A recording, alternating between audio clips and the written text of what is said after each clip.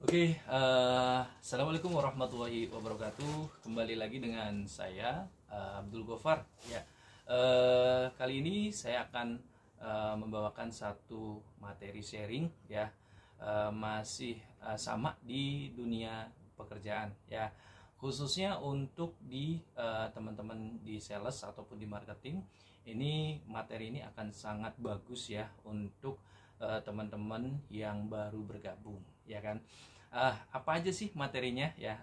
Saya akan bahas materi dasar ya. Materi dasar ini karena sangat erat kaitannya dengan keberhasilan dari marketing itu sendiri, ya kan. Ini yang akan menentukan kita bisa berhasil atau tidak di dunia marketing, ya. Oke, kita akan bahas ya materi dasar ini. Yang pertama adalah apa sih yang harus akan kita lakukan ya di materi dasar ini yang dilakukan oleh marketing baru, yaitu yang pertama adalah 3R ya. Apa aja 3R ini ya? R1, R2 dan R3 ya.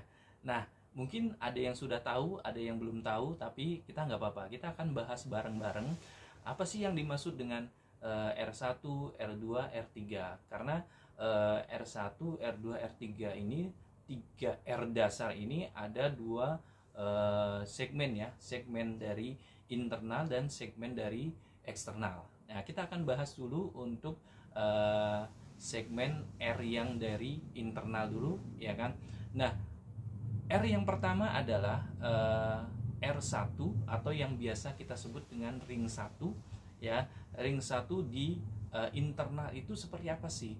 Ya, mungkin teman-teman di sini pernah tahu ring satunya itu adalah ruang lingkup atau jangkauan yang masih ada di sekitar kita ya. Ring 1 ini yang dimaksud adalah orang-orang yang ada di sekeliling kita ya, yang orang-orang yang sudah sangat kita kenal dekat ya. Bisa jadi dia adalah keluarga kita, saudara kita, tetangga kita, ya kan. Itu adalah orang-orang yang berada di ring 1 ya, orang yang sangat kita kenal dan orang yang sudah trust dengan kita ya. Itu ring 1. Ring 2 ya, ring 2 adalah orang yang sudah kita kenal tapi segmentasi atau jangkauannya adalah lebih jauh daripada ring 1.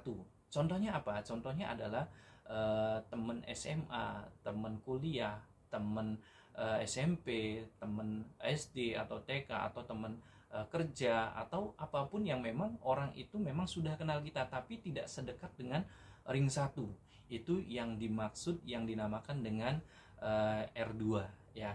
Nah, siapa R3 ya? R3 adalah orang yang baru kita kenal ya, itu masuk ke R3 ya. R3 di sini yang biasa kita mungkin baru ketemu di jalan, atau misalkan kita baru ketemu di event ya. Itu termasuk adalah orang-orang yang baru kita kenal atau kita sebut dengan R3 ya. Nah, apa yang akan kita lakukan dengan R1, R2 dan R3 ini untuk orang-orang ya yang di marketing, yang di sales, yang baru join ya. Nah, pendekatannya adalah treatmentnya untuk R1, R2 dan R3 ini ya. Yang pertama adalah R1 ya. R1 ini pastikan ya, pastikan orang-orang yang berada di R1 mereka tahu kita ya, tahu produk kita, tahu kita kerja di mana ya, tahu produk apa yang kita jual ya. Ini wajib ya. Kenapa ini wajib? Karena R1 itu mereka sudah percaya dengan kita. Kita jual produk apapun, kalau kita tawarkan ke orang, ke R1, ini pasti 99% mereka akan langsung beli tanpa menanyakan lebih detail ya, karena mereka percaya dengan kita gitu. Jadi effortnya untuk kita menggali mereka, untuk mereka biar percaya dengan kita itu akan lebih kecil gitu loh. Jadi kita jual itu akan lebih mudah. Itu di R1 ya. Untuk R2 setelah R1 itu kita kuasai, mereka sudah tahu semua kita kerja di mana, produk kita yang kita jual itu apa, mereka tahu semua. Baru kita naik ke R2 ya. Kita coba presentasikan, kita memperkenalkan produk kita ke R2 ya. Kenapa? Karena di R2 ini memang rata-rata mereka sudah tahu kita, walaupun tidak sedekat dengan R1, tapi setidaknya effortnya itu masih lebih gampang gitu loh, nggak susah itu kan di R2. Jadi kita lebih gampang untuk menawarkan produk kita apa, kita kerja di mana, itu akan lebih mudah untuk menawarkan di R2.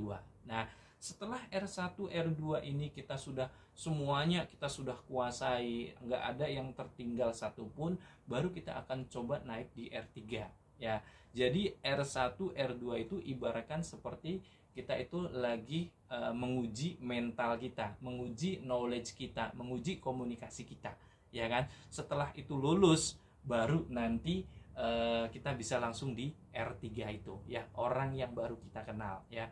Nah, kesalahan yang dilakukan oleh orang-orang baru di dunia marketing ataupun di dunia sales adalah mereka langsung naik ke R3 gitu loh. Mereka tidak mau ngikutin rule-nya itu di R1, R2, R3, mereka langsung naik ke R3.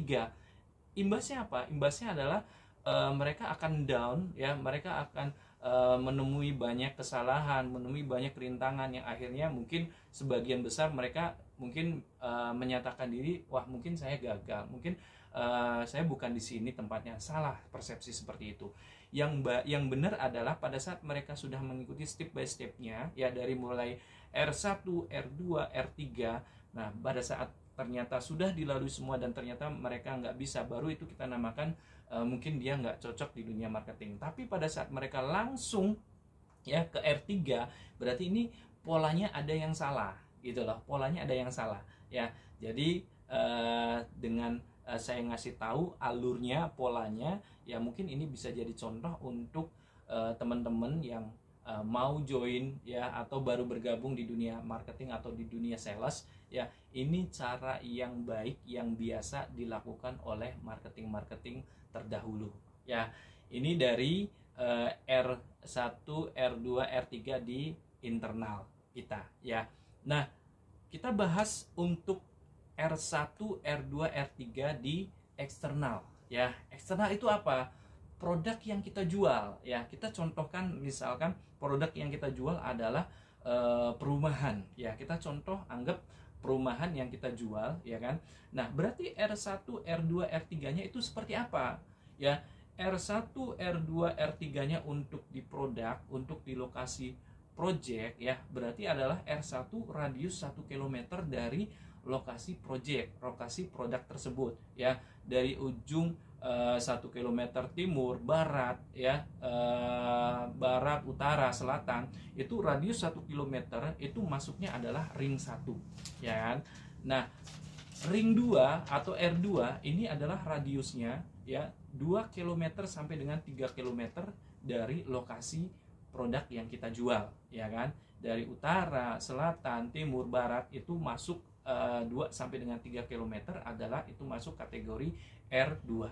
Nah, R3-nya ada di mana? R3-nya adalah jangkauan sampai dengan 5 km di seluruh penjuru lokasi project tersebut ya kan. Apa yang akan kita lakukan dengan R1, R2, R3 untuk di produk tersebut ya?